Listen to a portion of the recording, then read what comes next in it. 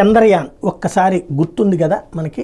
గగన్యాన్, చంద్రయాన్, సముద్రయాన్ ఈ పదాలన్నీ కూడా మోడీ వచ్చాక వినబడుతున్నటువంటి పేరు. అంతకుముందు ఎవరు అంతరిక్షంలోకి వెళ్ళలేదా, బోల్డ్ అంతమంది వెళ్ళి ఉంటారు. కాబట్టి ఈ పేర్లు ప్రత్యేకించి వినబడతా ఉంటాయి. చంద్రుడి మీద కాలు మోపడం అన్నటువంటి కాన్సెప్ట్ నుంచి చంద్రయాన్కి సంబంధించి అంతకుముందు నుంచి పరిశోధనలు జరుగుతున్నా, ప్రత్యేకించి చంద్రుడి మీద కాలు పెట్టేటటువంటి సందర్భానికి సంబంధించి ఏనాడో రష్యా వాడో వాళ్ళదే కాకుండా మనదంటూ సపరేట్ పరిశోధనలు, అది కూడా ఎప్పుడు అందుకోని ధ్రువం వైపుకి వెళ్ళడం అన్నటువంటిది కీలకమైనటువంటి విషయం. అది సక్సెస్ అవడంతో మనం సంతోషిస్తున్నాం. అంతకుముందు ఒకసారి ఫెయిల్ అయితే ఇప్పుడు రెండోసారి సక్సెస్ కావడం అన్నట్టు. అది పక్కన పెడితే ఇప్పుడు సముద్రయాన్, సముద్రం అడుగున అట్టడుగున ఏముంటాయి, ఖనిజాలు ఉంటాయి, రకరకాలైనటువంటి సంపదలు ఉంటాయి, వజ్రాలు ముత్యాలు కూడా ఉంటాయి అంటారు.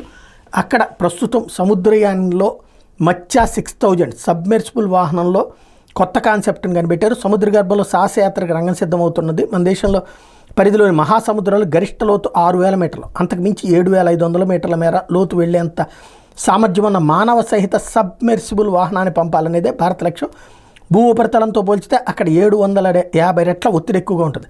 కార్లు తదితర వాహనాలు అక్కడ 20 మిల్లీ సెకండ్లోనే నుజ్జైపోతాయి. పైగా 2 డిగ్రీల ఉష్ణోగ్రత ఉంటుంది. అంతటి తీవ్రతను తట్టుకునేలా ప్రత్యేకంగా టైటానియం మిశ్రమ లోహంతో ఈ వాహనాన్ని తయారు చేస్తున్నారు. సముద్రం లోపల 100 మీటర్ల తర్వాత ఎట్లాంటి విద్యుదయస్కాంత తరంగాలు కానీ, రాడార్, జీపీఎస్ కానీ పనిచేయకపోవడంతో పరిశోధనల కోసం నేరుగా వెళ్లేందుకు ఈ వాహనాన్ని తయారు చేస్తున్నారు. ఇప్పటిదాకా America, Russia, Japan, France, China దేశాల పరిధిలో మాత్రమే మానవ సహిత సబ్మెర్సిబుల్స్ ఉన్నాయి. మనది 6వ దేశం కాబోతుంది. ఏమైనా లోపాల కారణంగా సముద్ర గర్భంలోకి వెళ్ళిన వాళ్ళు రాకపోతే ఎట్లా అనే దాని మీద ఇతర దేశాలు ఇంకా పరిశోధనలు చేస్తున్నాయి. అయితే NIOT మాత్రం దీన్ని రూపొందించేసింది. వాహనంతో పాటు ఎమర్జెన్సీ రికవరీ బాయ్ యంత్రాన్ని పంపుతుంది.